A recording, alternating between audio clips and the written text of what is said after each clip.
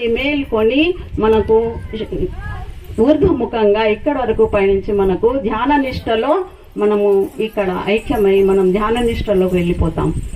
ఎందుకంటే బాబా గారి ద్వారా మనం దర్శనం తీసుకోగానే ఏడుస్తాం. అక్కడ జరిగేది ఏంది? ఎప్పుడైతే మన మస్తకం బాబా గారి చరణాలలో పెడతామో అప్పుడు మన కళ్ళల్లోకెళ్ళి ఆటోమేటిక్గా అకస్మాత్తుగా ఆనంద బాష్పాలు రాలుతాయి.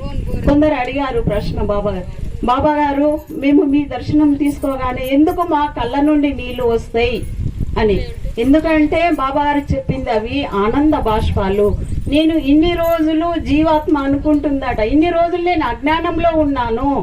నేను ఎప్పుడైతే నా తండ్రి శివుడు దర్శనం నాకు అయ్యిందో ఆ ఆత్మ ఆనందంతో ఆనంద బాష్పాలు రాలుస్తుంది. ఆనందంతో ఇది మనకు తెలియ బాహ్య విషయాలు ప్రాపంచికంగా బాబా గారి దర్శనం చేసుకున్నప్పుడు అన్ని మర్చిపోలో లీనమైపోతాం.